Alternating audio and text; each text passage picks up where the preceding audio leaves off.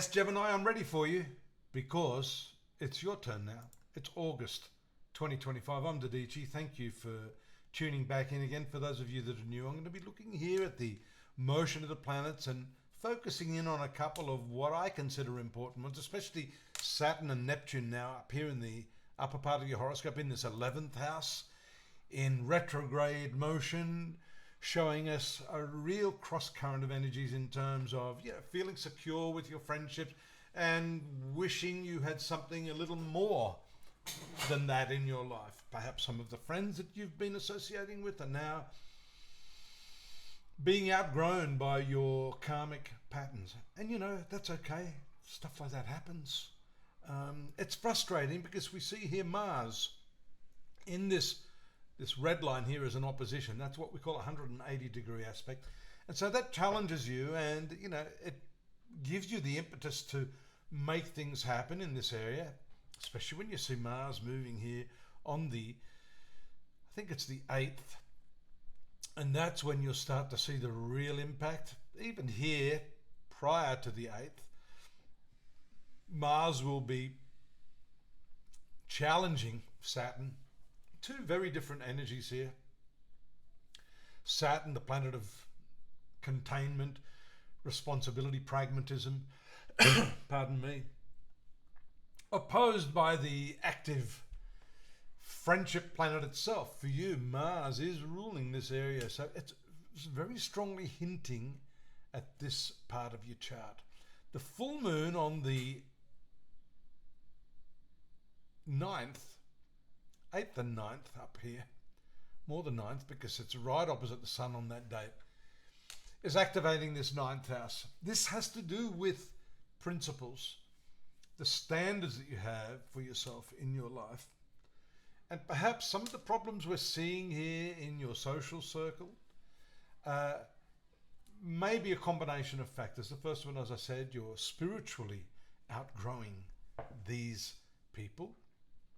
And that, of course, is very much linked to this 9th house, which is standards. You see how the moon, which is full, makes its way in there on the 13th and touches Saturn and Neptune. So these are what we would call highlights of the month.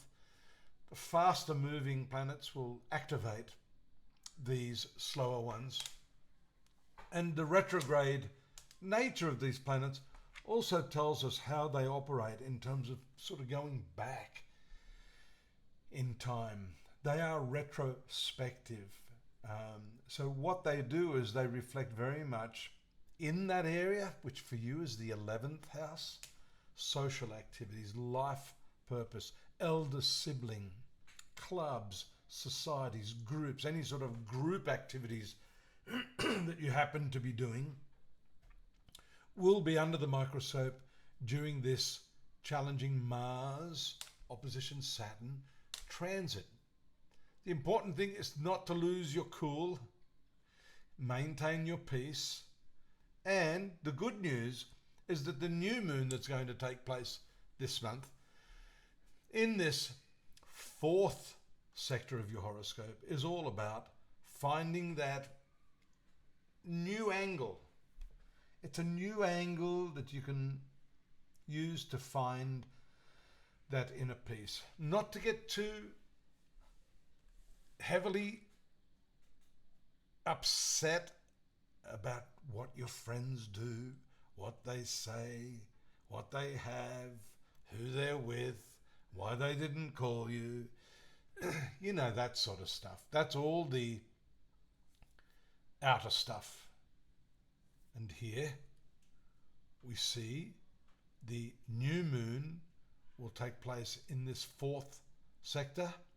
The sun moves into Virgo on the 23rd, and there on the 23rd, 24th, the new moon in this 4th sector.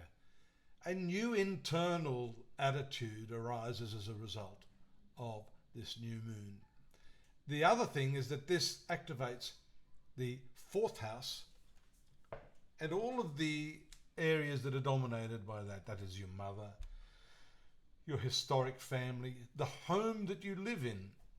So for some of you, a new moon fosters this desire to change, to upgrade, to modify, renovate, move, sell, buy. It can also relate to other big ticket items such as cars and boats and other little expensive gifts that you wish to give yourself. So these are the sorts of things that are likely to take place under the new moon in that area.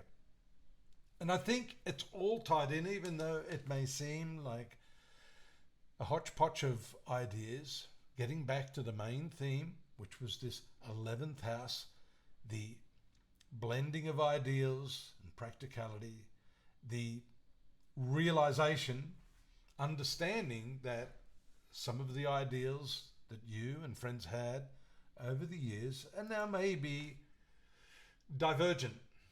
You may need to look at new territory, new horizons for the sort of people that are going to fulfill this next stage of your spiritual journey. By the way, that includes lovers and marital partners. You have to gauge whether they also are aligned with where you're at this stage in your life. And I say that because Mars is in this 5th house. 5th house is your creativity, love affairs, how you express yourself. And this can relate to the intimate sides of your life as well. So do pop on over to astrology.com.au. You can find more on the month of August, how your karmic wheel is unraveling, text-based, of course. My request is that you subscribe if you wouldn't mind. That would help us. Drop me a line. If you need a reading, we can organize that. And by all means, come back next month. I'll be waiting for you with the next round of This Is Your Life. Take care now. Bye-bye.